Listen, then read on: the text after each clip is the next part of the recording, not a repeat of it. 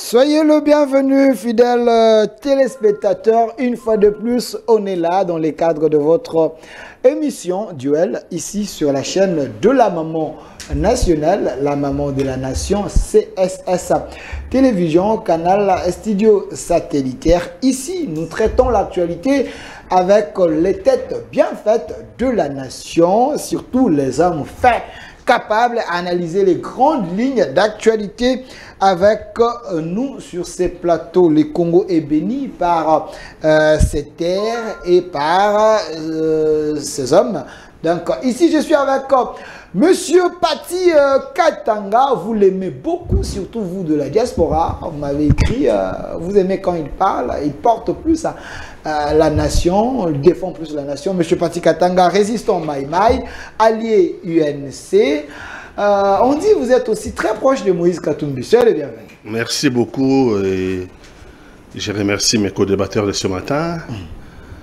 Ma pensée va à nos compatriotes de l'Est comme toujours. Je sais qu'ils sont dans une souffrance incommensurable.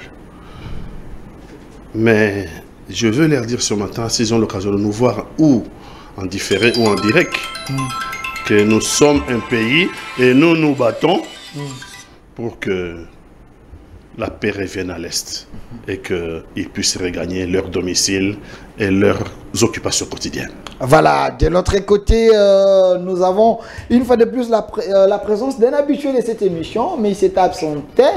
On a fait l'effort d'aller les prendre là où il était. Il est ici avec nous. Autrefois, on l'a présenté comme cofondateur de l'ensemble pour la République de Moïse Katumbi. Mais aujourd'hui, il a quitté officiellement l'ensemble de Moïse Katumbi. Il est maintenant, il est en train de faire son parcours. Il est coordonnateur national de la dynamique de développement dans l'agriculture, pêche et autre chose. Vous êtes dans plusieurs choses également. Monsieur Isaac Bakou, soyez le bienvenu. Merci beaucoup. Je crois que ça fait longtemps que je suis passé sur votre plateau. Duel. Je voudrais d'abord saluer vos téléspectatrices et téléspectateurs qui nous suivent à travers le monde et dans tous les réseaux sociaux. Et puis,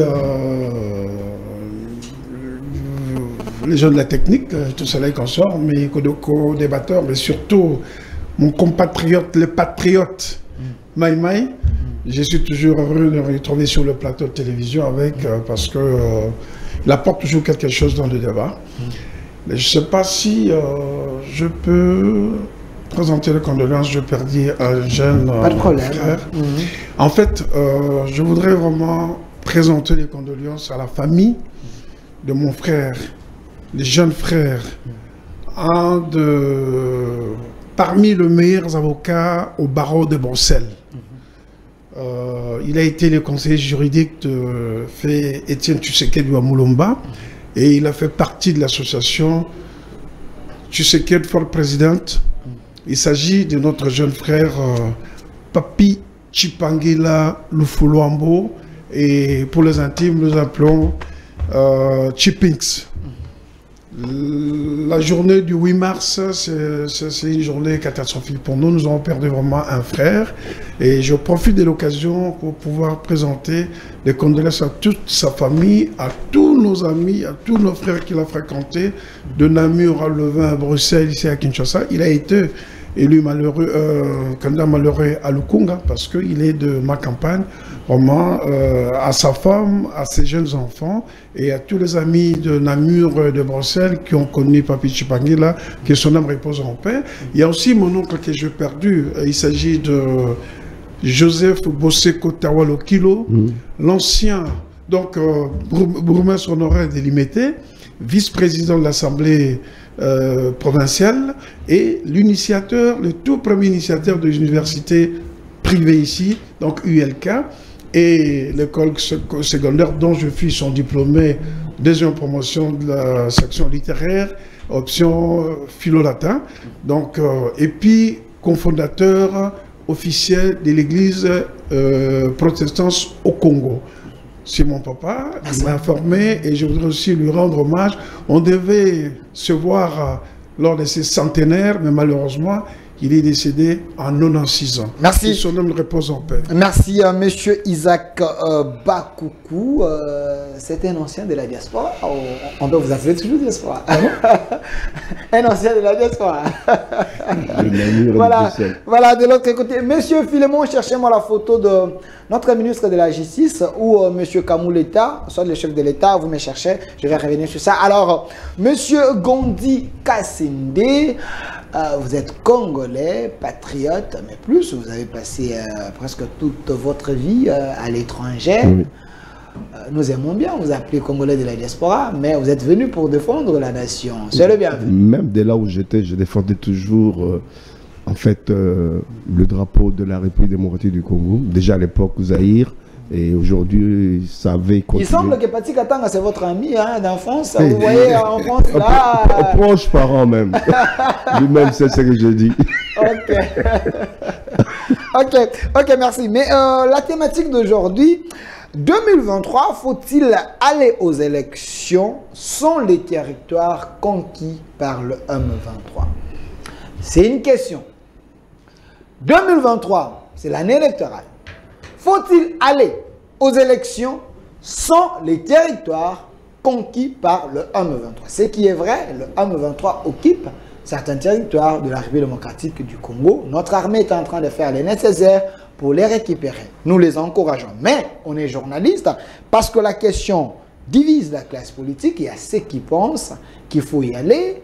Il y a ceux qui pensent aussi qu'il faut attendre, récupérer nos territoires pour qu'on ait les élections et tout Congolais puisse avoir l'opportunité de voter ses candidats et autres là. Alors, on va réfléchir avec les éminents invités que j'ai ici sur ces plateaux. Mais j'aimerais que M. Philémon, donnez-moi l'une des photos que je vous ai demandé parce que c'est important.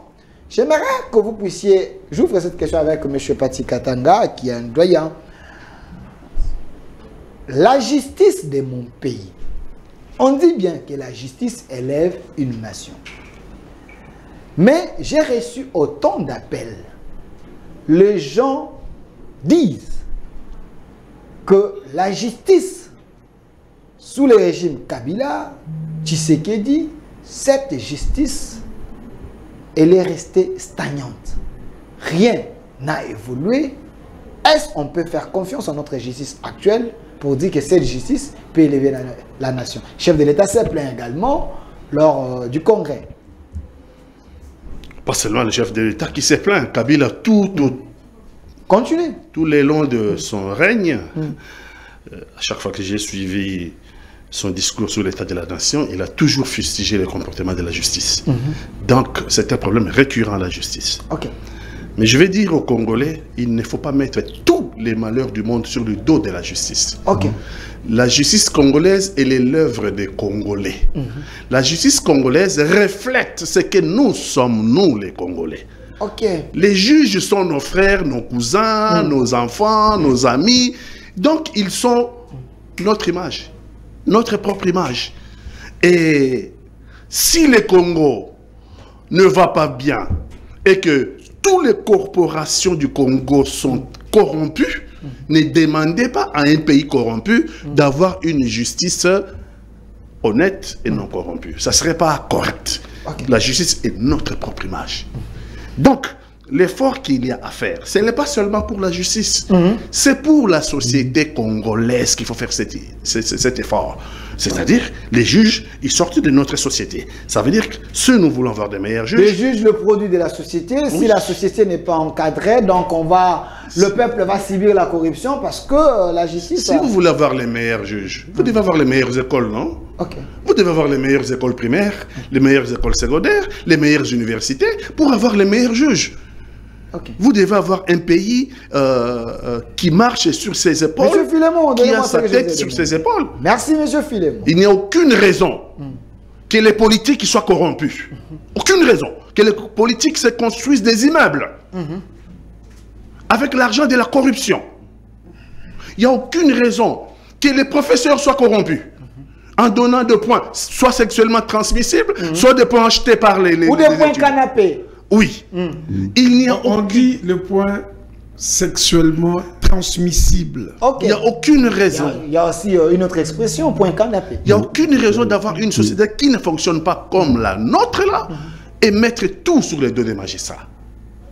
Les magistrats sont les reflets de notre propre société. Mais monsieur Pati Katanga, la justice est censée faire peur. Quand on parle de la justice, c'est les sanctions. Si la justice ne fait pas peur, tout le monde peut se livrer dans les antivaleurs. La justice ne fait pas peur, ne fait plus peur. Regardez d'ailleurs la qualité de ces magistrats. Vous remarquerez qu'à l'époque de Mobutu, les magistrats sont payés 200-300 $. Et vous avez les meilleurs magistrats à l'époque de Mobutu. C'est vrai ça, il y avait les meilleurs magistrats à l'époque de Mobutu, mieux formés, qui sont moins payés. Aujourd'hui, je pense que c'est le Premier ministre Matata qui avait fait cet effort, le Premier ministre Mouzito, qui a passé les magistrats au grade de recrutement à 2000 $. Qui a aligné les magistrats au grade de recrutement à 2000 $. Les magistrats d'aujourd'hui payés à 2000 $ est plus médiocre que le magistrat de Mobutu payé à 300 $. Donc, c'est notre société a un problème. Donc, le problème, en réalité, oui, les salaires, c'est un problème, mais ce n'est pas l'unique problème. Parce qu'on a augmenté les salaires, la corruption a aussi augmenté avec les salaires. Ça pose un problème. Donc, il y a plusieurs mots. Alors, je vais revenir vers vous. Monsieur Isaac Bakoukou, est-ce c'est le problème de la personne qui est à la tête de ces ministères, qui n'incarne pas le leadership pour orienter son secteur, ou la personne se trouve dans un système, elle se sent aussi engloutie? Vous savez, merci pour la... Je crois qu'il a très bien expliqué pour la question.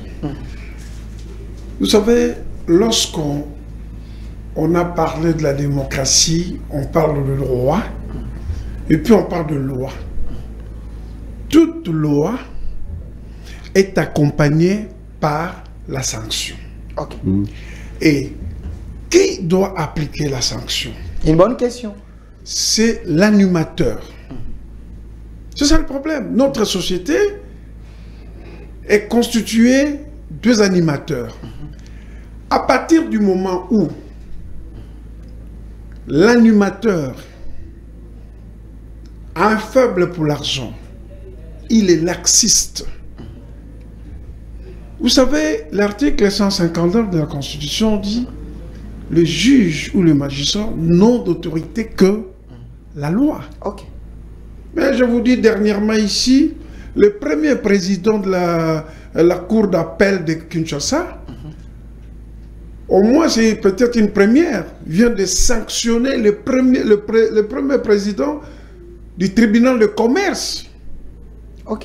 Pour rétention des dossiers de 1999 à 2023. Il y a des dossiers qui doivent être prononcés.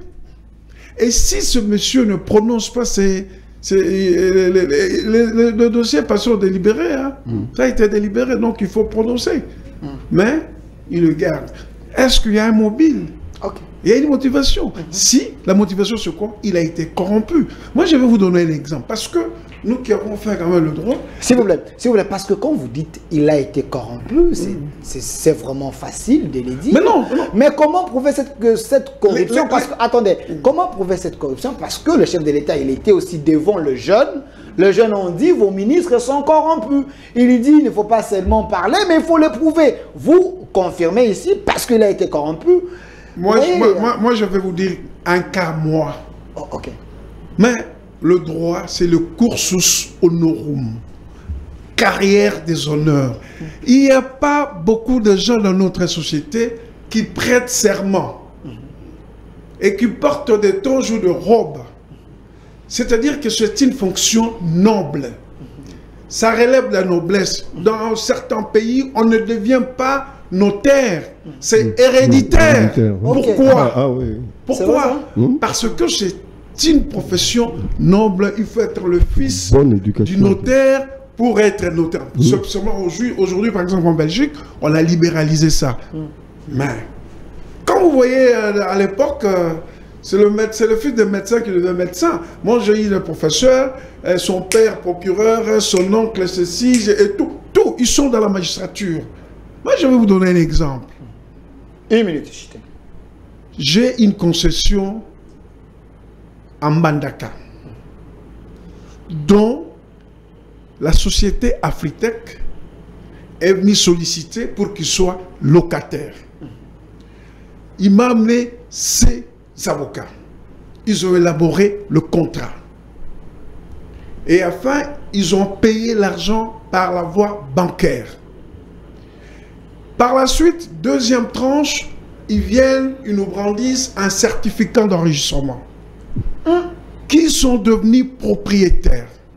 Nous nous sommes dit, il n'y a pas de problème. Nous sommes dans un état de droit. On a saisi les TGI de Mbandaka. Le TGI de Mbandaka nous a donné raison. Il a ordonné que ces certificats soient détruits et il nous paye pour dommages et intérêts $10 000. C'est le droit. Ils sont allés en appel.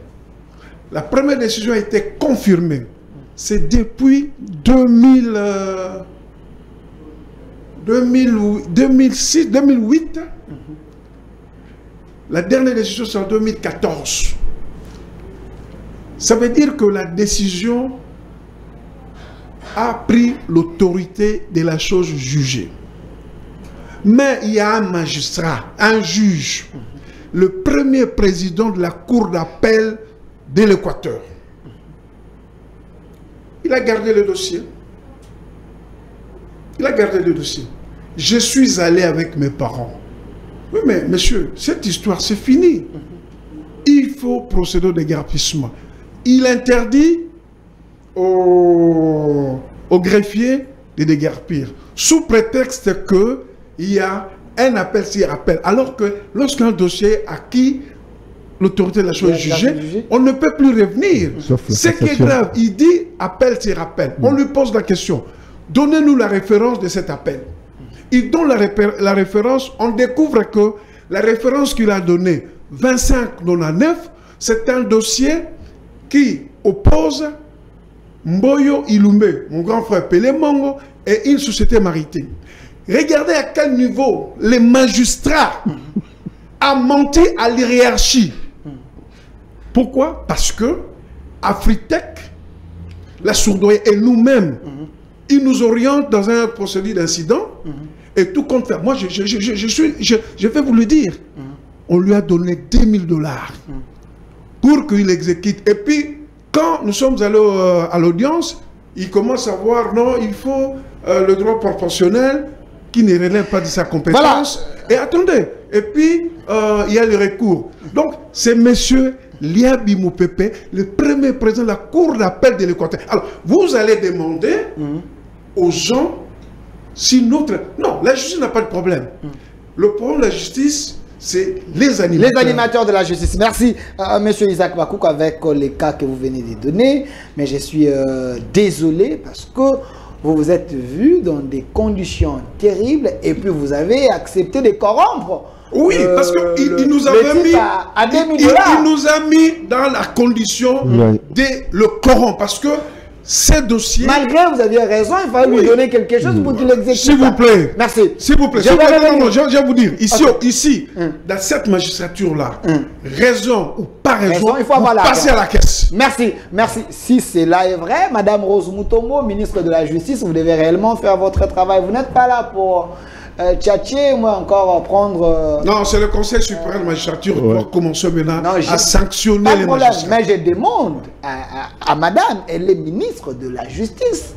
Elle n'est pas dans son bureau ici pour bénéficier de la climatisation. Ouais, il faut descendre sur le terrain, travailler pour que le peuple se retrouve. Il nous faudra des magistrats comme Salino, les juges antiques qui entendent Sarkozy pendant 8 ans, des juges qui osent et qui disent que non, je n'ai que la loi comme autorité. Vous allez voir, les choses vont changer. S'il vous plaît, je sais que Madame Rose Mutombo, c'est le mois de la femme, c'est une femme battante, mais nous devons voir vos efforts sur le terrain, que les gens constatent et que nous avons notre ministre de la Justice qui fait en sorte que le peuple se retrouve. C'est ça aussi notre souhait. Nous vous encourageons, mais nous vous boostons de mieux faire. Alors, Monsieur Gandhi, un mot par rapport à ce sujet. C'était pas vraiment notre sujet, mais c'est important. C'est très important. On ne peut pas cheminer vers une vraie démocratie si on ne règle pas le problème de la justice. Je crois que mes deux co-débatteurs, l'un comme l'autre, ont dressé un tableau morose. Ils ont un tableau noir, comme on le dit communément, de la justice. C'est difficile, hein? C'est difficile. Tous, comme on est là, on a subi et on continue à subir les affres de la justice injuste. Ok. Notre justice n'est pas juste. Et le président de la République l'a dit, je crois que c'est lui le premier chef de la haute magistrature. Je pense qu'il siège aussi au Haut Conseil de la magistrature. Le premier magistrat de la République. Je pense, il a demandé aux magistrats de jouer leur rôle. Comme mon ami vient de le dire, il faut que le Conseil supérieur de la magistrature agisse. Puisqu'ils peuvent, eux, mettre hors d'état de nuire certains juges. Heureusement, il y a quelques juges qui sont restés justes, mais ils sont noyés par cette majorité des juges qui ne connaissent pas son rôle. Ils pensent qu'ils sont venus là. Ils connaissent leur rôle, mais ils sont... non, ils ont oublié qu'ils sont en train de subir les dictats du système. Non, mais le système... Les juges sont indépendants. Ceux qui imposent ce système, ils sont indépendants, comme il dit, ils sont indépendants. Ceux qui imposent ce système, tu ne peux pas faire autrement que passer par la caisse. Donc les juges ne disent plus la loi. Ils connaissent même plus la loi d'ailleurs. Ils vont au-delà de la loi. Puisque moi j'ai eu des cas de flagrance, puisque ce n'est pas l'émission. Tout le monde a un cas ici. Ok, évolue un peu. Je ne vais pas développer ce cas-là. Puisque c'est des cas de flagrance. Tu vois le juge, destruction méchante d'un logement, d'une maison, par une personne qui n'a aucun titre ni fonction pour pouvoir le faire. Donc j'en passe. La justice n'existe pas dans ce pays. Le président doit taper du poing sur la planche. Et il doit même, au-delà même de ça, il doit taper le coup de pied dans la fourmilière. C'est une fourmilière, hein, notre justice. Il faut qu'il tape le coup de pied dans la fourmilière. Et en cela, il doit se faire accompagner par la haute magistrature, la cour, la haute autorité de la magistrature. Il y a une cour pour ça. Donc, on ne peut pas continuer avec ça. C'est quelle cour constitutionnelle? Conseil supérieur de la magistrature. C'est ça, ceux qui gèrent la carrière, le juge, le magistrat, ceux qui les gèrent, leur carrière, ceux qui décident de les déplacements. Si on veut garder certains, il faut les envoyer au fin fond de certains villages qui manquent de magistrats. Il faut renouveler le corps de la magistrature. Il y a beaucoup de brebis galeuses. Il y a des gens qui refusent même l'ermitation. Si vous les envoyez là-bas, ils font tout pour rester dans la vie. Il faut les révoquer. Non, là aussi, je ne les donne pas totalement tort, parce qu'il y a certains coins de la République où il y a l'absence de l'État. L'État n'a pas construit. S'il vous plaît, l'État n'a pas construit. C'est des villages, il n'y a rien, il n'y a pas de bureaux. Quand vous envoyez les gens là-bas, ils iraient faire quoi? Voilà pourquoi ils s'arrangent pour rester à Kinshasa. L'État devait construire, faire développer ses provinces. Le Congolais qui habite des classes, dans le programme de 145 jours, 145 territoires. Je crois, non, vous avez soulevé, c'est quelque chose d'important. Parce que quand vous faites quelque chose, il faut l'accompagner avec le moyen. Il est tout à fait normal. Mais à l'époque coloniale, il y avait des juges de paix partout. Et ces juges de paix, ils vivaient comment? Ils vivaient où? Ils vivaient comment? Non, vous savez, nous sommes le seul pays en Afrique où nous avons bénéficié des infrastructures. Vous savez que le bureau de la Poste, vous pouvez le trouver dans tous les territoires. C'est vrai ça? Ah oui, dans tous les territoires de la République. Vous trouvez le numéro. Dans tous les 145 pourquoi ne pas développer la banque de la Poste? Parce que c'est le seul. Il y a la Poste et la Cadeco qui ont des infrastructures partout. Ça veut dire que ces juges de paix-là, ils avaient un endroit où ça allait se mettre, mais il est tout à fait nécessaire qu'on puisse développer améliorer les conditions de vie. Alors, M. Patrick Katanga, s'il vous plaît, alors, sur ces, on peut dire que l'état des droits a déjà échoué parce que le droit de la personne est protégé par la justice. C'est la justice peut veiller sur le droit de la personne. On n'a pas vocation à construire un état de droit. On a vocation à construire un état de passe-droit. Un état de passe-droit. Là, vous nous compliquez. Aidez-nous. Un état de passe-droit. Un état corrompu. Moi, j'ai dit ici, je refuse de taper sur les magistrats. C'est le reflet de notre propre société. Au nom de quoi? Au nom de quoi? Les politiques qui vont se construire des immeubles. en détournant de l'argent. Et c'est des millions, des millions. Non, ce sont des commerçants, ils sont venus dans la politique, mais à côté, ils faisaient leur commerce. Ça pose un problème, non? Est-ce que nous les voyons, les immeubles, les autres, c'est les politiques. Ah, Ouais. ok. Vous allez refuser à un magistrat aussi de se faire corrompre pour construire un immeuble. Avez-vous vu un immeuble d'un magistrat? Les plus corrompus, ce n'est pas les magistrats, c'est les politiques. C'est les politiques qui sont les plus corrompus. Moi, je n'ai pas vu, peut-être ça existe, je n'ai pas vu ça existe. un immeuble Ça existe. d'un magistrat. Ça existe. Donc, le problème, il est politique, il n'est pas un problème de justice. C'est un problème politique. C'est le Nous serpent qui avons se dit- mord la queue. Il y a un nous avons problème. dit- nous avons dit ici, là où on parle des choses, des maisons, machin, mais il y a des cas où on a violé des petites filles. C'est vrai ça? Et un magistrat, pour poser un acte de procédure, il commence par vous demander l'argent. Vous êtes victime. Ok. Vous êtes victime. Pour faire un mandat d'arrêt, il faut payer. Pour envoyer les policiers sur le terrain, aller enquêter, vous prenez en charge. Au Pour fait, que vous écrire, il faut également... en fait, la donner victime prend en charge la justice.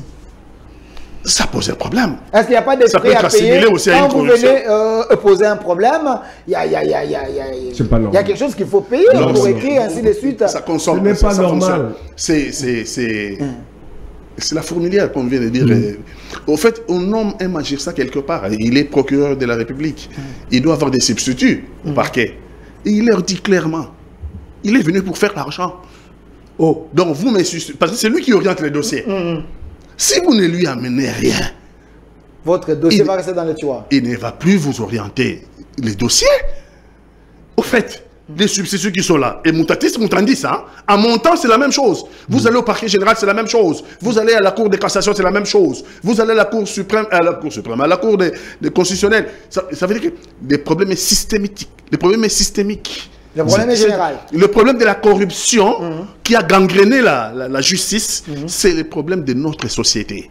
Et aujourd'hui, ben, il n'y a plus de justice. Mieux vaut avoir un arrangement À l'amiable. à l'amiable Qu'il y a un bon procès. que chercher à avoir un juge. C'est compliqué la situation pour rien. À telle enseigne que il y a même des juges, des magistrats qui disent aux deux familles, dans le cas d'effraction des droits communs, on dit arrangez-vous. Les viols, hein, on dit les deux familles, arrangez-vous, mais sur instigation d'un magistrat. Ça pose déjà un problème. Donc, je vais dire ici, ne tapez pas seulement sur les juges. Regardons-nous en face. Il faut, nous, les politiques, nous devons savoir regarder notre visage le matin pour dire que ce que nous avons créé dans ce pays, c'est ce qui tue notre pays. Voilà. On parle comme ça jusqu'à l'agression. On a agressé aujourd'hui. La corruption est partout, à Donc- telle enseigne que nous sommes en train de perdre Donc notre les pays. politiques qui sont à la base de tous ces mots qui s'y trouvent dans notre Regarde, justice. dans le pays organisé, je vais terminer là. Ok. Vous avez l'école de la magistrature. Donc c'est une sélection. Oui. L'école de la magistrature, c'est une sélection. On ne prend pas n'importe qui. Ici, on dit, on fait un concours. À l'époque de Kabila, C'est biaisé. 3 ans après avoir posé des actes les magistrats, on a découvert qu'il y avait des magistrats qui étaient mécaniciens. On a découvert qu'il y avait, Mais c'est il y avait des terrible, magistrats ça. qui étaient des pousse-pousseurs. Voilà. Et l'examen, ils ont envoyé leurs cousins qui connaissaient un peu de droit, ou bien alors ils ont acheté pour même les concours qui est passé il y a quelques Ouais, jours. ouais. Mais, On est 5000. mais voilà quoi. Donc, c'est nous-mêmes. Regardons-nous en face. Les magistrats sont les reflets de notre société. Alors, la société a un problème.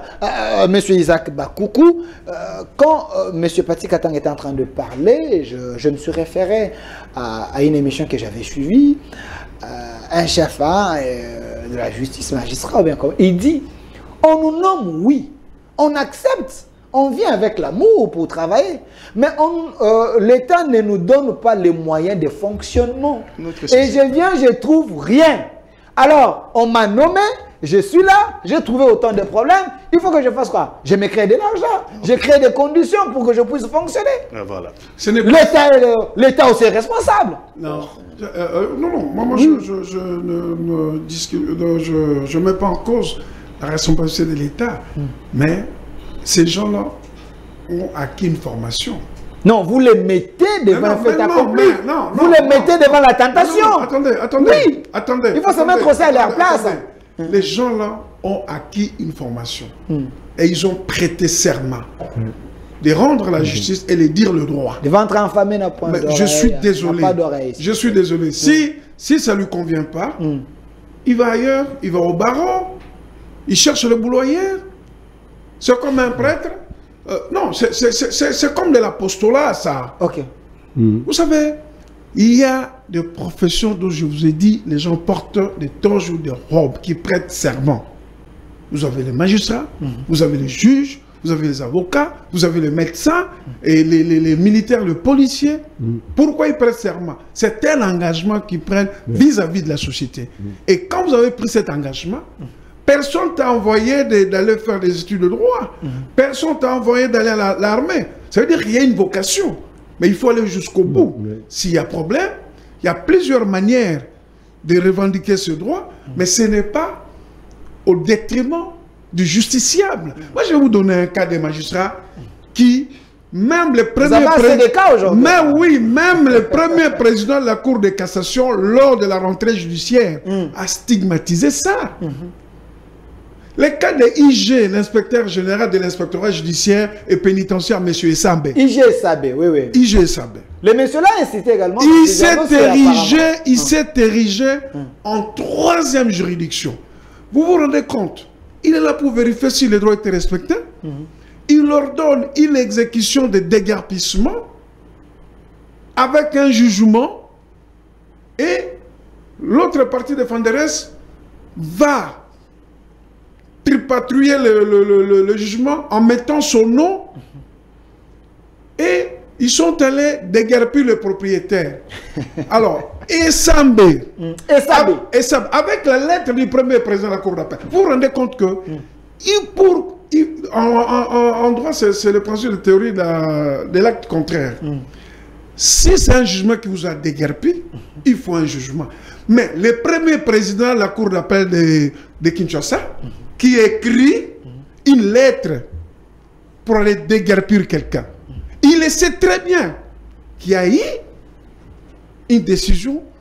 Le déguerpissement ne peut s'effectuer que par un jugement. Et il a envoyé une lettre. Ils sont allés voir les gens à Kassongo. Kassongo dit non. Moi, je vous ai déguerpi avec un jugement. Et si je dois vous réinstaller, c'est avec un jugement. Pour une première fois, chapeau général Kassongo. Général Kassongo. Félicitations. Ils sont allés prendre le bataillon de peine avec un faux jugement. Et ils l'ont déguerpi, chassé le propriétaire, AVC. Et Essambé, au lieu d'ordonner à l'auditeur supérieur d'aller exécuter les déguerpissements des modèles Construx, il commence à demander des expertises, de rapports, tout ça là, comme si c'est lui le juge ou c'est lui le procureur. Voilà. Alors, je vous dis, voilà. Et vous savez, la Cour de cassation, c'est la haute cour. Il est premier avocat général à la Cour de cassation. Moi, je remercie Joseph Kabila pour la mise en place de ces trois hautes cours militaires.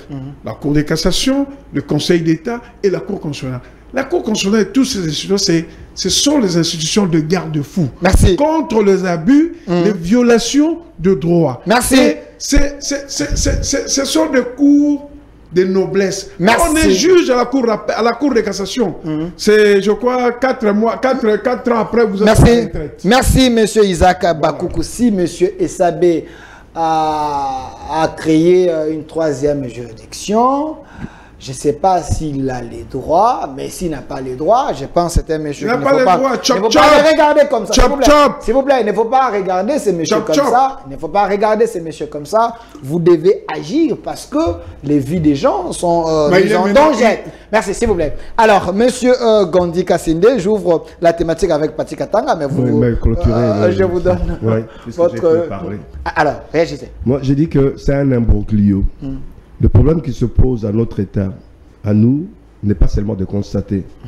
Quand on regarde au niveau du constat, le constat est très clair. Mais deux co-débatteurs ont explicité les choses dans le bon sens. Et c'était clair pour tout le monde, même les téléspectateurs qui sont dans des situations pareilles, ils le reconnaissent par rapport au tableau. Vous pouvez écrire les numéros là, envoyez vos cas, je pense... les Congolais sont victimes de sa propre justice. Merci. Oui, ben, par rapport au tableau qui a été dressé, il n'y a pas à redire. Là où moi je veux intervenir, c'est plutôt de savoir le constat posé. que faire? Je ne suis pas dans l'essence de notre ami, Pati Katanga. de mon frère Pati, qui dit que c'est la société, c'est les reflets de la société. On va rester comme ça, la justice c'est les reflets de la société subit, etc. C'est le serpent. Alors il faut proposer. Oui, c'est il le ne faut pas rester serpent. plaintif. C'est le serpent qui se mord la queue. Même si on doit fonctionner avec une justice restreinte, il y aura des dossiers qui vont souffrir. Moi, je pense, et je reviens là-dessus, le président de la République, puisque c'est lui le premier magistrat de la République démocratique du Congo. Magistrat suprême. Il ne peut pas, si la haute cour, disons le Conseil supérieur de la magistrature n'agit pas dans le temps, à lui d'agir.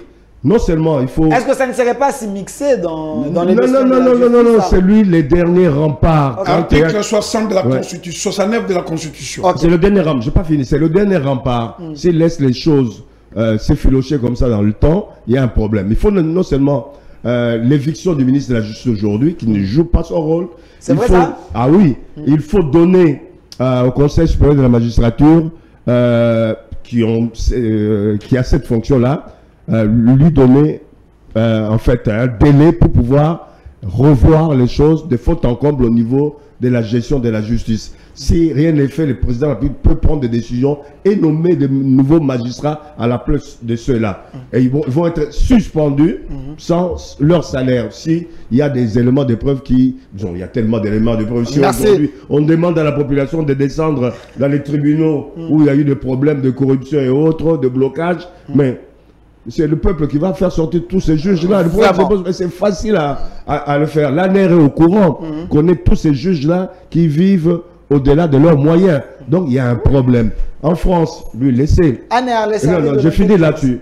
En France, il y a une inspection au niveau des finances qui est une brigade qui est spécialisée.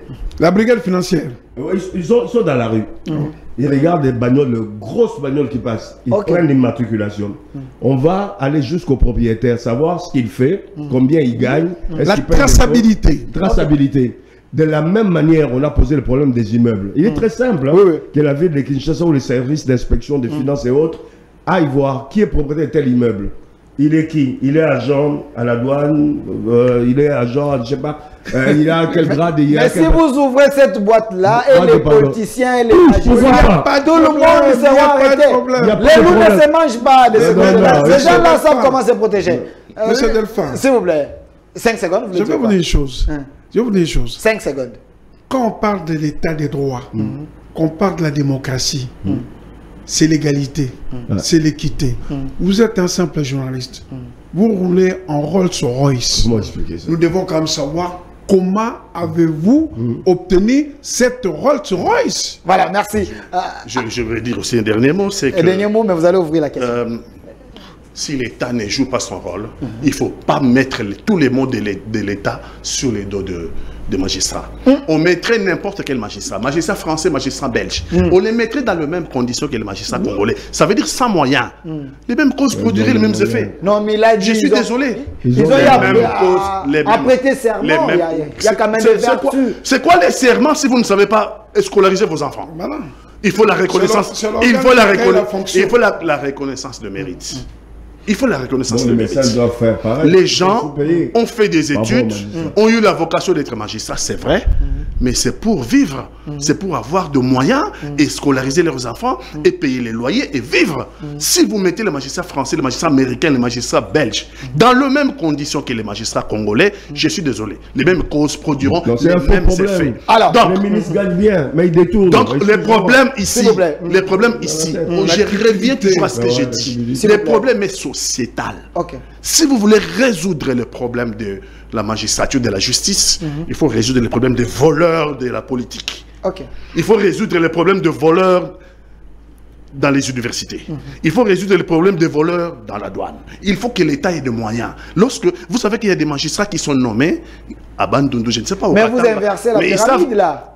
Inverser la pyramide, ça veut dire quoi? Vous inversez, parce que la justice doit d'abord se montrer forte. Mais une justice, une justice qui n'a pas de moyens. Une justice qui n'a pas de moyens. Lorsque les magistrats font la réquisition, je ne sais pas moi, la police. Mais mutandis, la police va aussi se faire corrompre, non? Ça veut dire qu'il met les magistrats en difficulté parce que la police arrive chez vous, ok, nous on va dire que vous n'êtes pas là, on ne vous a pas vu. Pessa du Soboy. Ça veut dire que Moutatis, vous corrompez aussi la Obama la avait police. dit il ne faut pas qu'il y ait les hommes forts, mais les institutions fortes. Mais on n'en a pas. Si la justice ne fait pas peur aux politiques, donc les politiques feront peur à la justice. Non, l'État, Il faut l'État, c'est pas plaît. les politiques. L'État doit mettre les moyens pour que la justice fonctionne correctement. Si l'État ne met pas les moyens, vous aurez les mêmes causes, produirez les mêmes Quand vous effets. parlez de l'État, Vous aurez des policiers corrompus. L'État est géré par La qui? justice. Par les politiques. Notre administration n'est pas assise à... La justice fonctionne avec la police, Ok. la justice fonctionne avec des experts, la justice fonctionne avec tout le monde autour des juges, autour des magistrats. Ok. Si il n'y a rien pour ce monde-là, eux sont corrompus. Je vais dire, je prends un exemple bête. Ok. Si un magistrat fait la réquisition à un médecin légiste, et si c'est pas le magistrat qui va faire le travail, si le magistrat légiste, à son tour, lui est corrompu, Ok. il va envoyer un rapport biaisé au magistrat. Oui, oui. Et donc le magistrat prendra sa décision en fonction d'un rapport biaisé. Le problème, il est que l'État doit assumer ses responsabilités. Donc, les magistrats, la justice pose problème, c'est vrai, mais le problème de la justice, c'est le problème de notre société. Merci. Les problèmes de la justice, c'est le problème de notre société. Mais je vous ajoute 30 secondes une question directe. Derrière moi ici, il y a Madame Rose Mutombo, ministre de la Justice. C'est son secteur. Elle peut faire quoi? Si elle est en train de vous suivre. Il a entendu ce qu'on a dit. Ça veut dire que les magistrats n'ont pas le moyen. Pour sanctionner quelqu'un, il y a le principe de l'acte contraire. Il faut d'abord lui mettre les moyens de fonctionnement. Il y a des magistrats qu'on a affectés et dont on n'a pas donné le moyen de prendre l'avion pour aller au Katanga. Ils sont à Kinshasa. Ok. L'affectation est sortie. On ne lui donne pas le moyen d'aller au Katanga. Je ne dis même pas moyen de fonctionnement. Dans Mais les le magistrat- affectations cosmétiques. Bon, je ne sais pas, appelez ça comme vous voulez. Mais un magistrat est ici, l'affectation est sortie, il est affecté au Katanga. Au Katanga, on y va par avion. Et la justice ne sort pas le moyen, ne met pas les moyens, ne fixe que pour les déplacements de ce magistrat jusqu'à sa circonscription d'attache. Qu'est-ce que vous voulez qu'il fasse? Quelqu'un m'a fait un message ici. Il y a beaucoup de juges qui ne se Quelqu'un m'a déplacent fait un message ici demandé à Pati Katanga. Alors pour nous qui sommes déjà âgés, on cherche à aller à la retraite, mais on ne nous donne pas le moyen, on est censé rester au barreau. Problème, toujours problème. Problème de retraite. La France aujourd'hui a un problème sérieux de retraite. Ils sont en train de résoudre les problèmes avec leurs difficultés, mais ils sont en train de résoudre les problèmes. Nous avons un problème de retraite. On aura des vieux qui vont dormir dans la rue. Parce que nous n'avons pas réfléchi à ça. On aura des vieux qui ont travaillé toute leur vie, dont la solde de retraite sera tellement modique qu'il y a des vieux. Heureusement que nous avons la solidarité. Mais il y en a des gens qui n'ont jamais travaillé. On aura toute une génération de Congolais ici qui ne travailleront jamais, qui auront atteint l'âge. Oui, qui auront atteint, parce qu'il y a un problème d'emploi, qui auront atteint l'âge de la retraite. Ceux-là, soit c'est la solidarité familiale qui va s'en occuper, soit il y en a déjà qui sont dans la rue, hein, des vieux, qui sont déjà dans la rue. Donc il y a un problème. Nous devons aussi réfléchir, et les politiques toujours, comment assurer une retraite à tous les Congolais, une retraite acceptable à tous les Congolais. Et aussi rajeunir également dans plusieurs secteurs, amener la nouvelle énergie également, ça peut aider à ce que notre administration puisse aller. Je vous donne la parole, vous pouvez payer les arriérés si possible. Monsieur Filemo, donnez-moi, j'aimerais qu'on commence avec l'insécurité, ensuite avec les élections. Sécurité, élections, vous pouvez qu'on commence avec quoi? Bon. Entre les élections et l'insécurité à l'Est. On On commence. va le faire après. Voilà, merci. Attendez, le sujet est là. 2023, faut-il aller aux élections sans les territoires conquis par le M23? Ça, c'est la question directe. Mais je commence d'abord par les élections. Il y a les arriérés, vous pouvez les payer. Monsieur Isaac Bakoukou, les élections en Afrique, c'est une source de problèmes terribles qui peuvent même conduire les gens à la mort. Les élections en RDC, les politiciens jurent. En 2023, il faut que la CENI respecte les calendriers. Mais nous avons assez de problèmes. Qu'est-ce qu'il faut faire dans ces cas ici? Je voudrais d'abord répondre à Patrick. Ceux qui ne sont pas partis parce qu'ils n'ont pas de moyens. Mais ceux dont on a augmenté les salaires qui sont ici, confortablement assis dans le bureau climatisé, est-ce qu'ils font leur travail correctement? Je citais les gens, ils ont parfois des véhicules, ils ont tous les moyens. Mais qu'est-ce qu'il faut faire pour la justice? Il faut, c'est l'organe qui crée la fonction. Ok. On doit voir le budget de la justice. faut augmenter le budget de la justice. Deuxièmement... Nous avons près de 16 milliards, c'est possible de le faire, non. Chaque département. Il y a des départements qui peuvent avoir plus que les autres. Deuxièmement... Donc il faut négliger la justice? Non, il faut augmenter le budget de la justice. Par exemple, le budget de la défense, le budget de l'intérieur. Ça permettra. Et puis, il faut créer les sources de revenus dont la justice pourrait récupérer quelques pourcentages. Moi, je vais vous donner un exemple, par exemple, en Belgique. Les infractions de contravention. Une partie rentre au trésor public et l'autre partie, c'est au parquet et la police. Ici, dans la ville de Kinshasa, si on instaure un tribunal de police et que chaque policier doit avoir un carnet, il n'a même pas à discuter avec celui qui a commis une infraction. Il voit, il constate, il note le plaque, tout ça, les consorts, le montant est connu. S'il conteste, il va devant les juges du tribunal de police. Et à partir de là, ça agit au juge d'apprécier. Soit il le condamne avec d'autres frais. Et cet argent, les gars doivent payer. S'ils ne le payent pas, il y aura les dossiers qui vont aller jusque chez lui. C'est aussi... L'exemple que vous avez donné, c'est dans un pays normal où l'administration est précise. Non. Mais la situation de la RDC, il n'y a pas de route. Vous ne mettez pas ce genre de bonnes conditions. Il y a des roulages physiques. S'il vous plaît. Mais c'est compliqué. Vous savez, le début de luxe, ça commence où?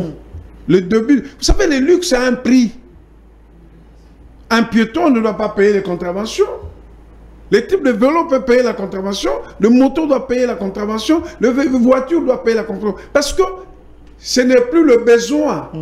Peut-être le bus, le transport en commun, oui. Mais quand nous roulons avec de gros cylindrés, le Mercedes, le Jaguar, toutes sortes de véhicules, ce n'est plus dans les besoins normaux. C'est le luxe. Et le luxe a un prix. Le luxe a un prix. Voilà. Comme le peuple congolais, on y appellerait ici en cherchant à créer des taxes là. Vous connaissez l'affaire RAB. Aujourd'hui, on ne sait pas où c'est argent. Ça, c'est autre chose. Ça, on sait. Ça, on sait d'où ça va venir. Les Congolais sont blessés. Le problème, c'est quoi? Quand on crée une taxe, il faut définir la répartition et là où il va. Merci. Même la TVA. Pardon. La TVA en Europe. Mais il y a une répartition. Ici, vous avez la TVA et cette TVA va où? Sert quoi? Alors la TVA en Europe, une partie, la sécurité sociale, l'autre va passer par là. Parce qu'on copie les choses sans pouvoir maîtriser ces choses-là. Merci. Alors, vous avez déjà épuisé votre temps. Vous allez répondre à la question de la CENI quand je vais encore vous donner la parole. Monsieur Gondi Kassembe. Alors, les élections posent de problèmes en Afrique. Dans les cas de la RDC 2023, faut-il aller aux élections sans les territoires conquis par le 1-23? D'abord, conclure sur le premier sujet. Je ne vais pas répondre à ça. Vous allez répondre quand je vais vous donner la parole. D'abord, conclure sur le premier sujet. Sur le premier sujet, il ne faut pas qu'on en reste à savoir il faut donner les moyens à ceci, à cela, etc. Le problème aujourd'hui, comme mon co-débatteur l'a dit, les juges aujourd'hui, les magistrats ont un salaire acceptable par rapport au passé. Certes, comme Paty l'a dit, il manque peut-être quelques moyens au niveau du fonctionnement. On peut compléter le moyen au niveau du fonctionnement. Au niveau salaire, il se retrouve par rapport à d'autres fonctionnaires, par rapport aux militaires, par rapport aux policiers. Les magistrats aujourd'hui se retrouvent même mieux que les médecins. Ils sont quand même privilégiés. Alors que les médecins devraient être privilégiés. Ils battent le pavé, les médecins souvent. Mais ils n'ont pas toujours gain de cause. Ils ne pleurnichent pas comme les magistrats. Donc les magistrats doivent jouer leur rôle jusqu'au bout. On peut leur donner même 5 000 $ à la fin du mois, à chaque fin du mois, ça ne réglera pas de problème. Je vous donne un exemple. Les ministres, il y en a qui disent qu'ils touchent 10 000 $. C'est peu. Ils touchent autour de 40 000 $. Vous dites, autour de 40 000 $. Les ministres mais qui lui donnent le vrai... il ne faut pas chercher à énerver la population, s'il vous plaît, monsieur Gondi. 40 000... Attendez. Mais qui viennent. S'il vous plaît, il faut nous aider. Il faut nous aider. Attendez. Les soldats touchent moins de 300 $. Mais vous avez un ministre qui vous touche 40 000 $ au moment que le ministre, c'est les serviteurs du peuple. Vous n'allez pas me dire... Non, excusez-moi. Aujourd'hui, excuse-moi, les députés touchent 21 000 $. Vous n'allez pas me dire que le ministre touche moins que les députés. Vous n'allez pas me le dire. Ils touchent au-delà, plus que les députés. Mais cela n'empêche pas les ministres, certains ministres, je ne dirais pas tous les ministres, cela n'empêche pas certains ministres de détourner des fonds publics, le fonds de l'État. Donc, il n'est pas question de moyens, des salaires qu'on donne aux uns et aux autres. On a un problème beaucoup plus profond lié à notre mentalité. Cette mentalité ne peut changer que par la sanction. Et la sanction ne peut être donnée que par la justice. D'où l'importance de reprendre en main la justice à travers des décisions réelles par le président de la République où il ne faut pas qu'il y ait de fioriture. On doit aller à l'essentiel. Voilà sur cette question-là. Merci. La question. Par rapport à la CENI. Faut-il, 2023, faut-il aller aux élections sans les territoires conquis par le homme 23? Cette question divise. Respect de notre calendrier électoral, mais sans le territoire là pris par le M23. Qu'on aille aux élections comme ça, dans ces conditions? 2018, nous sommes allés aux élections. Il n'y avait pas tous les territoires. C'est vrai ça? Ouais. 2018, personne ne peut me dire le contraire. Il y a certaines parties de la République qui n'avaient pas voté. Non, parce qu'il y avait un problème de Covid, non? Covid ou Ebola? Quelles que soient les raisons. Mais il n'y avait pas l'occupation. Non, quelles que soient les raisons, nous sommes allés aux élections sans une partie de certains territoires.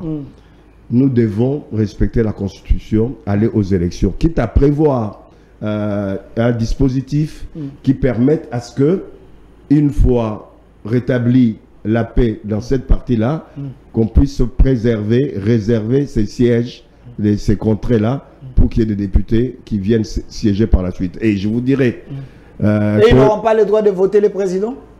C'est pas grave. Au moins, ils auront leurs représentants au niveau du Parlement. Ils auront leurs représentants au niveau du Parlement. Si, c'est encore l'expression, pour moi, du serpent qui se mord la queue. Si on ne va pas aux élections, puisque certains territoires sont occupés, mais il y a des gens qui vont tomber sur le président, sur le gouvernement actuel, sur la CENI. Ah non, vous étiez là pour organiser les élections, on a déjà dépensé beaucoup d'argent. Si on ne va pas aux élections, le président doit laisser son poste. Vous voyez le commentaire qu'il y a chez les politiques. Les mêmes politiques disent non, il ne faut pas aller aux élections tant qu'on n'a pas... Je crois qu'il faut aller aux élections. Ce n'est que comme ça qu'on peut...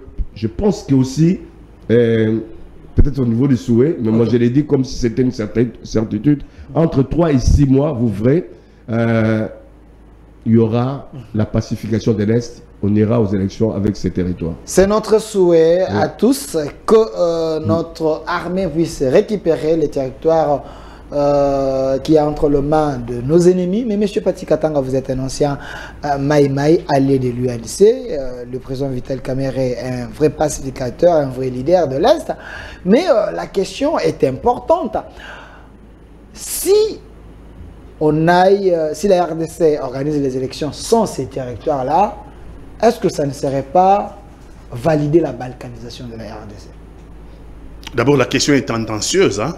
Si la RDC va aux élections sans ces territoires-là. Vous avez suivi le chef de l'État devant Macron, il a dit... Oui, mais ça c'est lui. Il a dit au président français, nous, la République, on est prêt pour organiser les élections, mais il y a un problème de l'insécurité. Si ces problèmes persistent, ça peut affecter l'organisation des élections. Le président de la République dit au président français, si on n'a pas... Non, il avait répondu. Est-ce que c'était au président français de rétablir notre souveraineté? Non, non. Est-ce que c'est au président français? Vous avez suivi quand même? Oui, j'ai suivi. Je ne suis pas d'accord avec mon président. Je ne suis pas d'accord avec lui. Est-ce que c'est au président français de rétablir notre souveraineté? D'ailleurs, il nous dit, vous avez été incapable depuis 1994, depuis 1994. Assumez-vous. Depuis 1994, vous avez été incapable d'assumer votre souveraineté, ni administrative, ni militaire, ni... Il vous insulte, non? Non, ce sont des faits. Donc, il faut que... Il vous dit quoi? En sourdine, assumez-vous, non? Est-ce qu'on peut s'assumer une minute, le Congo? Et comment on peut comme il sonne? Comme il sonne, tant qu'il y a une élection sans Bani Niwana. Deux tendances se dégagent. Et ces deux tendances-là sont des tendances politiques. Ceux du côté du président de la République disent il faut d'abord qu'il y ait la paix à l'Est avant d'aller aux élections. La priorité des priorités. C'est la tendance du glissement. Ok. OK? Et puis l'autre tendance, c'est l'opposition qui aujourd'hui se renforce. Je prends Katumbi, Fayoulou et Matata. Sur les trois là qui aujourd'hui tiennent l'opposition. Et même les partis de Joseph Kabila. Eux disent les élections dans les élections dans les délais constitutionnels. Bon, maintenant, nous avons des problèmes à l'est de notre pays, des territoires qui sont occupés. Dans tous les deux cas, tous les deux camps veulent des élections. Mais certains disent il faut qu'on attende qu'on libère. Les autres disent on doit aller aux élections dans les délais constitutionnels. Donc le problème c'est quoi? Le problème c'est à l'est, non? Nous sommes au mois de mars. Donc, en décembre, nous sommes en train d'envisager que Barbo tout le sont Bokaka. Enfin, regardons-nous droit dans les yeux. Donc, jusqu'au mois de décembre, nous sommes en train de préparer que cette partie-là ne votera pas. On votera au mois de décembre. Nous sommes les 18, je crois, mars. Ah, mais ça pose un problème. Nous devons aller aux élections. Nous devons reconquérir notre souveraineté. C'est ce qu'il faut dire. Le Congo doit tout mettre en œuvre pour reconquérir sa souveraineté. Mais c'est déjà le cas. Si nous allons, maintenant, si nous allons, prenons les deux cas. Ok. Les opposants, si nous allons aux élections sans une partie du territoire, la circonscription électorale du président de la République, c'est le territoire national. C'est ça, sa circonscription. Si vous excluez, nous avons une élection à un tour. Si vous excluez 10%, je prends au hasard, hein? Si vous excluez 10%, et que dans ces 10%-là, un des candidats était capable d'avoir 8% dans ces 10%-là.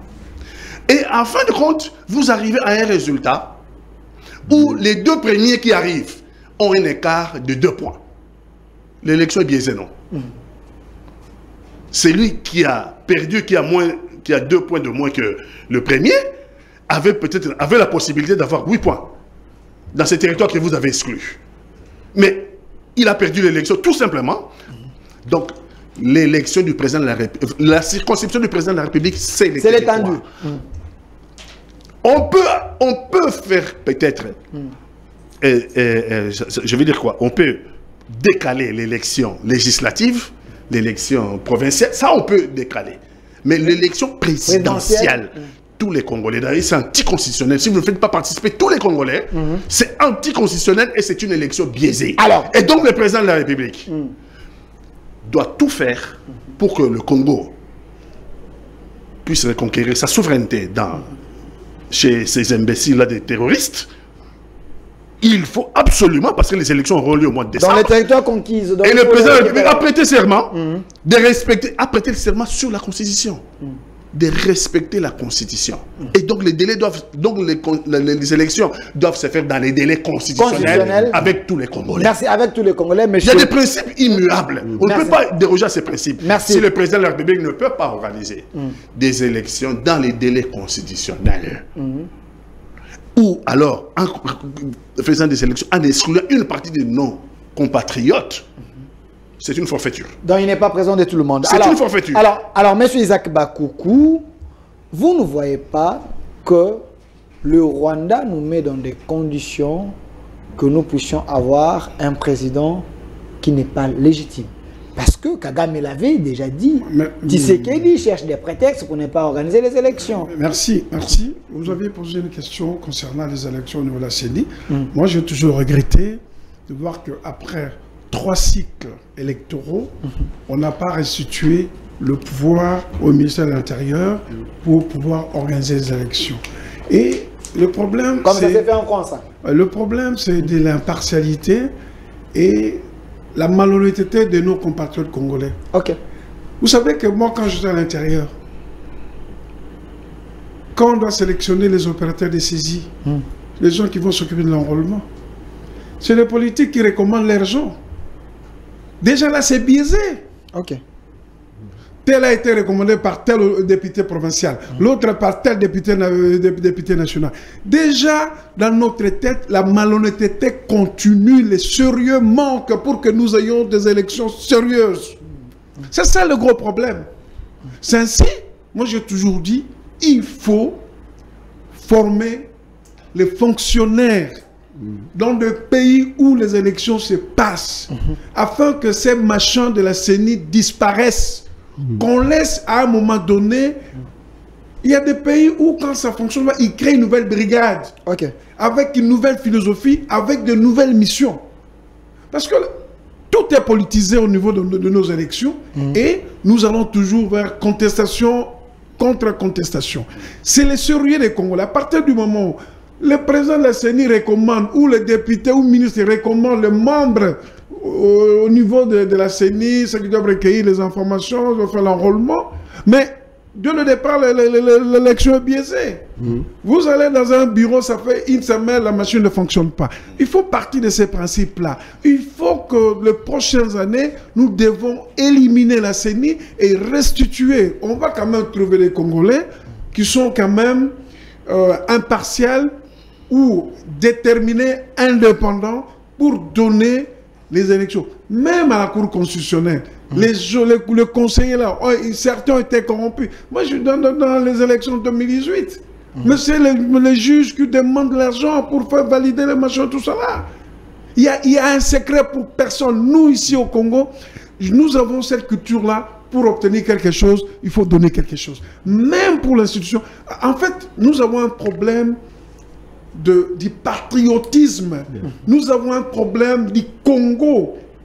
Les gens pensent que le Congo, c'est un morceau. Non. Le Congo, c'est un tout. Et c'est tout là, nous devons tous, même là où je suis dans mon travail, si ça ne fonctionne pas, je dis non. Ça, c'est pour l'État. Parce que nous aurons une génération future. Et il faut préparer cette génération aujourd'hui. Moi, je dis aujourd'hui, même dans l'armée, dans la police, les diplômés, il faut les prendre, il faut les former. S'il faut même qu'ils deviennent réservistes comme en Israël. Mais il faut conditionner les gens qui se disent non. Vous savez pourquoi on parle des gens, les traitent de flamands? C'est parce qu'ils voient les principes. Alors, prenons le cas que vous m'avez posé comme la question. Je ne dois pas tirer des leçons des gens de FCC ou des gens de PPRD. Les élections devraient avoir en 2016. Nous avons les élections en quelle année? 2018. 2018. L'ininhalation, pour qu'il y ait des élections, il faut que nous fassions le recensement. Il y a eu des morts. Il ne faut pas jouer avec la patrie. Et il ne faut pas jouer avec la Constitution. La Constitution dit quoi lorsqu'il y a un état de siège qui est déclaré? Il faut qu'on lise les textes de loi. Alors, il a bien parlé. Les députés provinciaux, ça va, mais la circonscription électorale du chef d'État, elle est universelle. C'est toute la République. Voilà. Donc, à ce qui me concerne, avoir vécu la situation de 2011, 2006, 2018, je pense que, comme les Mongols disent, c'est-à-dire, on ne peut pas traverser le fleuve parce que vous avez envie d'arriver chez vous. Mais il y a des vagues. Vous risquez de ne pas arriver. Ce n'est pas à Kagame de nous imposer. Nous avons l'état de siège qui est constitutionnel. Qu'est-ce qu'elle dit? Qu'est-ce qu'il dit l'état de siège? Alors, nous ne pouvons plus continuer au raccommodage. Il n'y a pas vraiment péril dans la demeure. Moi, je pense de la tendance, s'il y a glissement, il faut le faire. Mais nos frères de l'Est là souffrent. Lui, il sait, il connaît le problème. Il faut que notre armée se débarrasse de ces gens-là. Vous avez un député national qui est jugé en flagrance, infiltré jusqu'à la moelle épinière. Je crois que la responsabilité de pouvoir organiser les élections incombe aux politiques avertis. Dans la mesure où nous disons non, ceux qui demandent, ma tante était Premier ministre, les élections en 2016. Moi, je pense que si le problème de l'Est n'est pas réglé, les politiques et le gouvernement doivent trouver une solution permettant à éradiquer les terroristes qui sont du M23. Alors, on pacifie le pays. S'ils estiment qu'on peut faire les élections, on peut faire les élections législatives et provinciales. Et puis, on attend. Quand il y aura la paix, on va faire les élections présidentielles. Merci. Il y a tellement de questions. Monsieur Gandhi Kassende, quelqu'un m'a écrit. On a passé 2 ans de glissement. Il n'y a pas eu de mort. S'il vous plaît. Il y a eu de morts. S'il vous plaît. Mais alors, il faut pas. Moi, je pense que il ne faut pas. Il faut prendre la chose avec la. S'il vous plaît, il faut des experts. Il faut évaluer la situation. Et si on termine avec le truc. Si on a un retard de 2 mois, on a un retard de 3 mois, ça pose aucun problème. Merci. Mais nous avons un punaise problème. S'il vous plaît. Voilà. S'il vous plaît, merci. Il y a un honorable qui m'a écrit, autant de gens qui ont écrit. Je salue l'honorable Ngoï Kassanji. L'histoire est têtue. Il y a un article dans la Constitution. Le président reste en fonction jusqu'à l'installation. Sur l'article 70, alinéa 2. Bien sûr. Alinéa 2, hein. On nous a rappelé cet article par l'honorable. L'article 70, alinéa 2. Non, mais c'est... Si on n'organise pas dans les délais, donc Monsieur le président reste en fonction. C'est une disposition de... Oui. Alors, restons légaliste alors. Mais quand on reste légaliste, dans la superficialité, c'est très dangereux pour la République. Si le président, on n'a pas un nouveau président de la République, le président de la République qui est en fonction peut rester autant de temps que... Jusqu'à l'installation de... Jusqu'à la venue de Jésus-Christ. Ça peut arriver... Non, c'est un article de la Constitution, oui ou pas? Il faut avoir oui ou non? Moi, je vous répondrai ceci. Vous savez, notre Constitution... Attendez, je vais répondre ceci. Notre Constitution a été taillée sur mesure.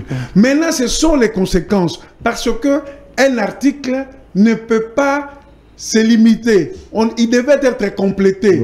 Au cas où il n'y a pas des élections, donner des conditions. Elle a été taillée sur mesure à la taille de Kabila. Nous assumons les conséquences.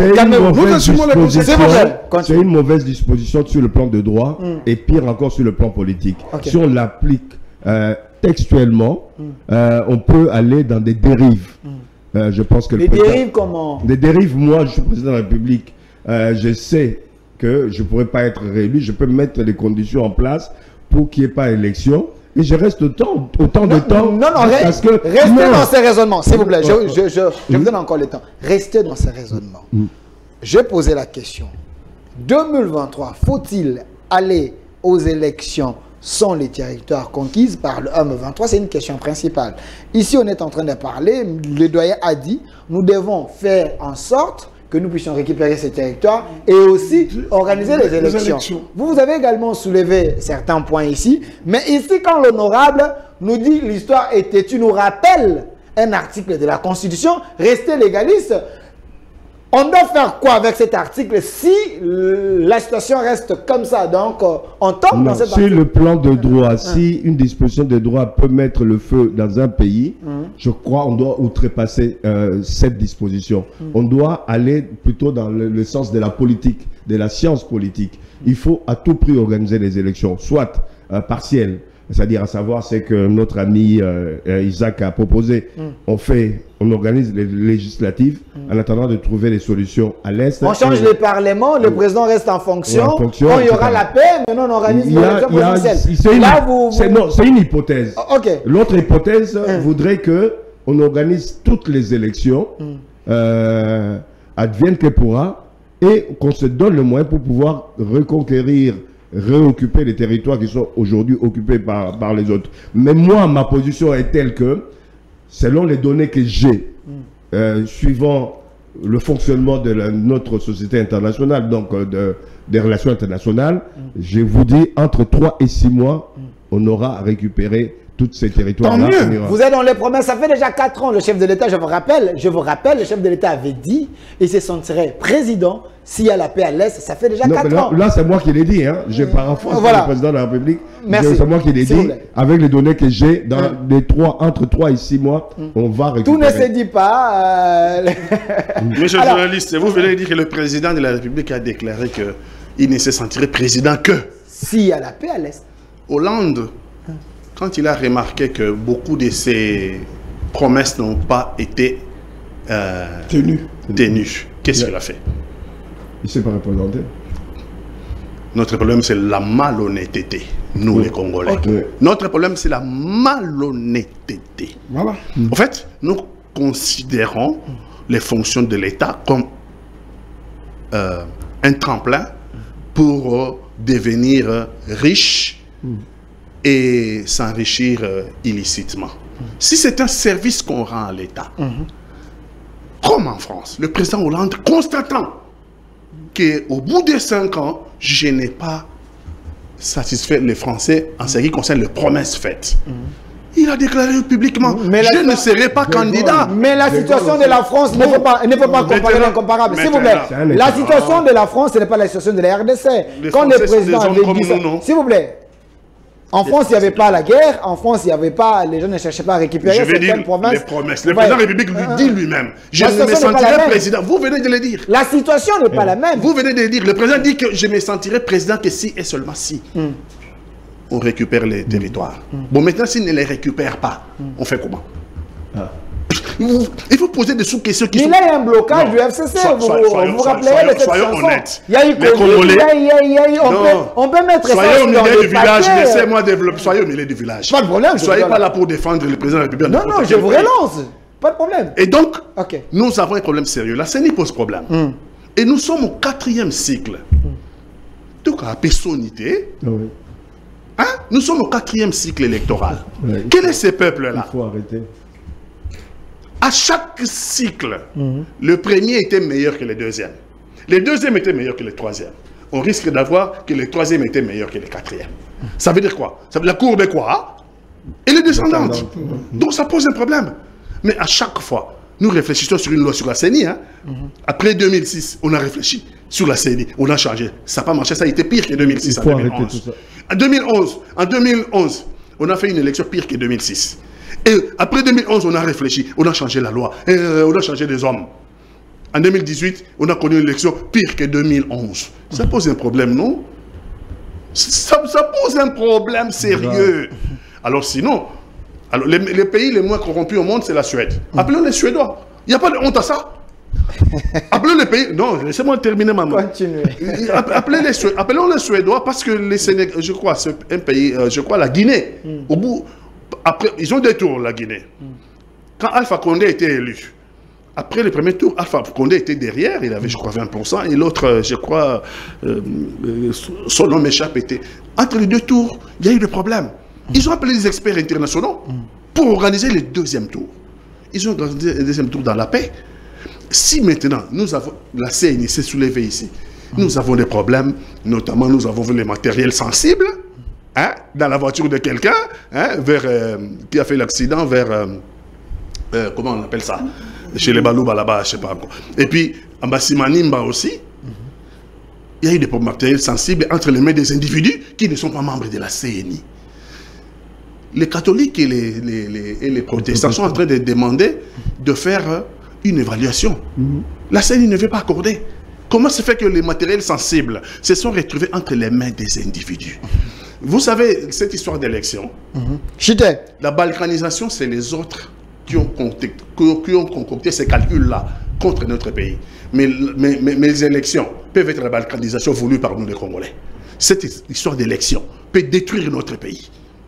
Et donc, je vais dire, je vais revenir, le président de la République reste en fonction.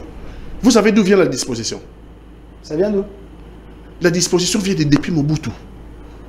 Le père Étienne a lutté contre Mobutu pour cette disposition. Nous sommes allés à Sun City. Il faut lire les annales parlementaires. Il ne faut pas dire qu'il faut préciser tout. Non. Il faut lire même la constitution dans les annales parlementaires. Quand on dit ça, toutes les constitutions du monde le disent. Les constitutions américaines le disent. La constitution française le dit. On attend quoi? Le président de la République attend quoi? Le président de la République, lorsque les élections se sont passées, le président de la République attend la passation du pouvoir. Et pendant ce temps, il y a transmission des dossiers entre le président entrant et le président sortant. Donc, la disposition dans le sens de permettre une passation civilisée. Le président de la République est élu le président de la République aux États-Unis est élu au mois de novembre. Mais il rentre en fonction quand? Le 20 janvier, non? Le 20 janvier, il y a à peu près 3 mois entre l'élection et la passation du pouvoir. C'est ce temps-là qu'on dit, attends jusqu'à l'entrée. Ce n'est pas une disposition pour détourner. Ce n'est pas une disposition à détourner au profit de l'individu qui est au pouvoir pour dire, moi je reste jusqu'à la venue de Jésus-Christ. Merci, merci. Je vous pose la dernière question d'un vice-ministre qui est en train de nous suivre dans son bureau. Delphin, merci pour ton émission. J'aime bien suivre vos tribunes parce que le pays bénéficie de quelque chose. Mais une question à vos invités. Ils seront prêts pour un dialogue afin que nous puissions glisser ensemble dans l'intérêt de la République. Monsieur Isaac Bakoko. Non, mais moi, j'en ai parlé. Non, mais... Cher ministre, le glissement, le peuple n'aime pas. Non. Glisser ensemble dans l'intérêt de la République. Non, moi, je dis ceci. Par rapport à ce que vous dites, il faut faire attention. La Constitution, c'est un couteau à double tranchant. Okay. Parce que quand vous dites que il faut aller, les partisans du président disent non. Vous dites alors que le président doit être élu au suffrage universel. Vous voyez? Donc, maintenant, c'est le travail de politique. Okay. Il faut une évaluation, une expertise de spécialistes de la guerre, des élections et politique pour voir qu'est-ce qui est important et qu'est-ce qui est prioritaire pour nous. Est-ce que dans l'état d'espèce ou le cas d'espèce, nous pouvons aller aux élections? Parce que les gens de chez moi là-bas, à Massissi, tout ça, les consorts, ils sont sur le Congolais. Le droit de vote est constitutionnel. Il ne faut pas amputer chacun de son vote. Donc, je pense, les politiciens avertis, sérieux, sans intérêt, on peut arriver à une situation d'organiser quelque chose, je ne sais pas les noms, dialogue ou machin, tout ça là. Soyez clair. Ici, on a parlé d'un dialogue. Est-ce qu'on peut glisser ensemble pour organiser les bonnes élections? Attends. Il y a des conclaves. Hein? Il y a des conclaves, il y a des conférences, il n'y a pas toujours le dialogue. Il y a beaucoup de termes de référence que les gens peuvent utiliser pour trouver une solution. Parce que vous connaissez seulement les dialogues. Ici en RDC, quand on parle du dialogue, s'il vous plaît, quand on parle du dialogue, vous allez vous référer au dialogue de Saint-Sylvestre, non? Donc Kabila avait eu 2 ans pour organiser les bonnes élections. Le pays reste toujours la RDC. Alors, dans ce cas ici, parce que vous voulez connaître un président légitime qui serait voté par tous les Congolais de la République, alors il faudrait qu'on ait également les députés. Dans ces cas, ça devient compliqué. Le mieux, c'est de mettre dans les bateaux, s'il vous plaît. Le mieux, c'est de mettre dans les bateaux les mécontents, on gère ensemble, on organise les bonnes élections. Il n'y a pas question de mécontents. Le problème, c'est la République. Il faut arriver à trouver un arrangement. Les gens... Avec qui? Avec ceux qui veulent. C'est ça que j'ai dit, les mécontents. Alors, voilà, c'est pas dialogue. On peut trouver... Vous savez, il y a des gens, vous pouvez signer un accord sans participer au pouvoir. Ça peut se faire. L'opposition aujourd'hui va accepter de vous laisser gérer et vous regarder. Malheureusement, c'est dans la tête des Congolais. Si vous trouvez un arrangement, il faut participer sur la table. Merci. Malheureusement. Merci. Mais on peut faire des arrangements, ça participer, on se donne confiance et on va voir comment les choses vont aller. Alors, merci Monsieur Gondi. Quelle serait la meilleure stratégie pour qu'on ait les élections apaisées, mais avec tout le monde, pas l'exclusion, mettre tout le monde autour d'une table? On ne peut pas arriver à satisfaire tout le monde. Mais la majorité quand même. La République, depuis 60, a toujours cherché à satisfaire tout le monde, à créer des collaborations, à créer des consensus qui nous ont menés jusqu'à ce que nous vivons aujourd'hui. Il faut vraiment à un moment donné que ceux qui sont au pouvoir gouvernent réellement, sans pour autant toujours à un moment donné prendre une dose des gens de l'opposition et autres, ce qui fait qu'on fait du surplace, où chacun tire la couverture de son côté. Moi, je suis contre tout ce que ceux qui veulent le dialogue de conciliabule. Moi, je suis pour une technique très simple. Le président de la République est le président de tout le monde, même de ses opposants-là. Il peut, là où il est dans son cadre, recevoir tous les opposants, tous les représentants de la société civile pour pouvoir trouver éventuellement une solution à la question qui se pose aujourd'hui. Donc, il n'est pas question d'aller de conciliabule en conciliabule, c'est faire traîner le développement de ce pays. On a déjà perdu 63 ans, presque 63 ans. Il ne faut pas continuer dans ce sens-là. Et je reviens, juste une parenthèse pour la CENI. Ok. Je suis votre mot de la fin. Hein? Oui, Isaac avait proposé quelque chose que je trouve d'intéressant, c'est que j'ai toujours pensé. Il faut remettre la responsabilité d'organisation des élections au ministère de l'Intérieur. Les gens vont sauter sur leur table ou sur le toit en disant « Ah ben, si le Ce ministère est politique. Hein. Vous avez un président qui gère le ministre de l'Intérieur. Vous voulez que son ministre ne le programme pas. Il y a le fonctionnaire. Ailleurs, ça se fait comment? S'il vous plaît. Ailleurs, ça se fait comment? Là, l'administration est assise. Ailleurs, ça se fait comment? Les élections ne se font pas dans les bureaux. Les élections ne se font pas dans les bureaux. Que ce soit du ministère, que ce soit de la CENI. Les élections se font dans le bureau de vote. Allez visiter les pays qui organisent les élections sérieusement.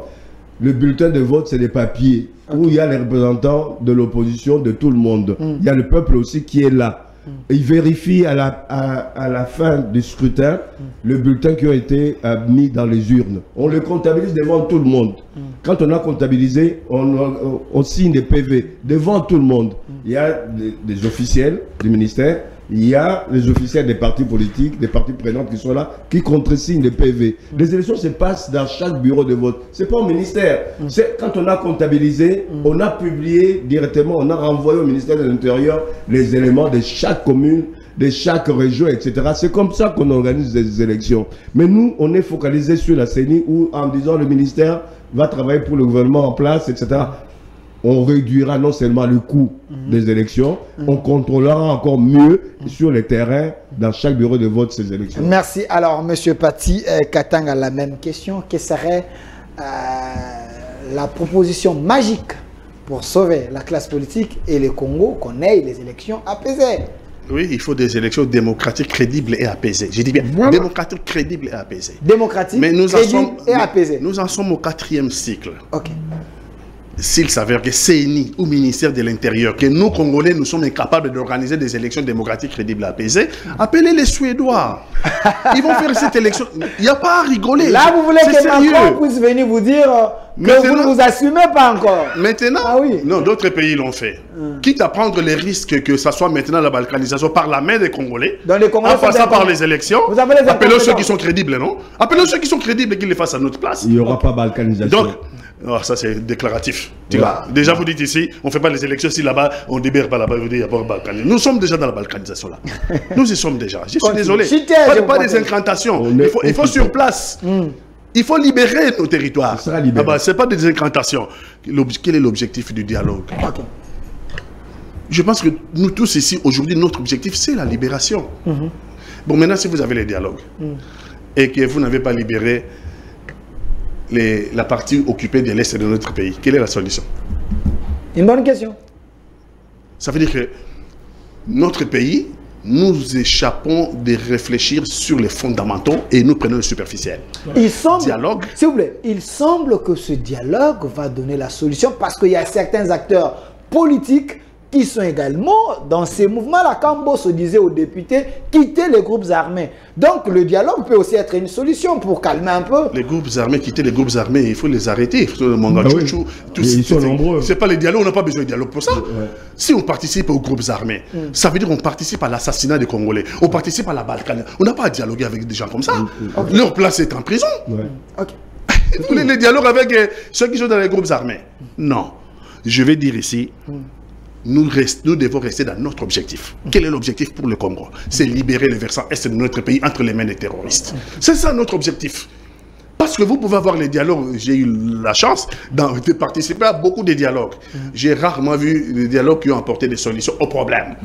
Et donc, l'objectif pour nous, c'est de libérer les versants est. Les élections, nous les aurons au mois de décembre. Nous demandons à la CENI de faire la réévaluation de sa situation, d'évaluer jusqu'aujourd'hui avec les observateurs.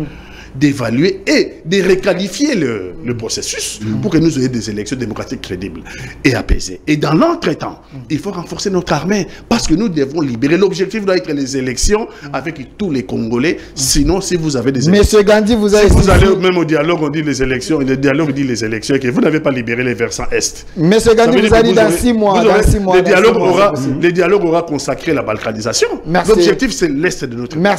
Merci, Monsieur Gandhi. Vous avez dit dans 6 mois. Dans 6 mois, on peut terminer avec non, avant 6 mois. Monsieur Isaac Bakoko, le mot de la fin. Parce que nous, s'il vous plaît, parce que nous parlons de la CENI, nous tous, on a suivi les jeux de mots entre l'actuel CENI, Manara, Kadima et Nanga. Nanga qui met en doute les données de l'actuel CENI. Pensez-vous que notre CENI actuelle est tellement compétente à nous amener dans de bonnes élections? Parce que Nanga, qui était l'ancien président, met en doute tout ce que la CENI ici produit. Regardez, CENI, ces machins-là, c'est échec. De 2000... Donc vous ne serez pas candidat? Non, je vous dis que à partir du moment où on est en train de faire la sélection, le concours quoi? Opérateurs de saisie. Les opérateurs de saisie. Ces gens-là sont recommandés par les députés. Voilà là où ça commence. Prenez ça au sérieux. Ok. Prenez ça au sérieux. La CENI, quand on nous a présenté Nanga, Abem Malomal, expert, machin, tout ça, les consoles. Mulunda, cofondateur de PPRD. Nanga, meilleur expert. Vous savez, Nanga, s'il a vraiment le sérieux comme le ridicule ne tue pas, il doit se taire. Ouais. Ce monsieur, il doit être devant le barreau. Comment ça? Pour la simple raison qu'il a violé la loi électorale, ne présentant pas les résultats bureau par bureau. Il vous a donné un président, il y a eu non, monsieur, la loi a ses obligations. Okay. Et je vous ai dit au début que lorsqu'on vote une loi, elle est toujours accompagnée d'une sanction. Nanga, c'est le problème du 3e cycle de nos élections. C'est ainsi que moi je dis, il faut mettre un peu à l'écart ces machins de CENI les prochaines années. Il faut former des Congolais capables. Parce que moi je connais, même dans la police, il y a des policiers capables. Même dans la magistrature, il y a des procureurs capables qui font le travail, malgré pas de moyens, mais ils font le travail correctement. Ça veut dire que tous les Congolais ne sont pas corrompus et tous les policiers ne sont pas malfrats. Mais il suffit de trier le meilleur parmi eux pour faire un travail correct, même au niveau du ministère de l'Intérieur, pour que le budget qu'on affecte à la CENI, tu te rends compte la machine qu'on a. Et les gens, nous avons préféré la machine à voter que cette machine-là. Merci, monsieur. C'est une question de commission. Merci, monsieur Isaac Bakoko.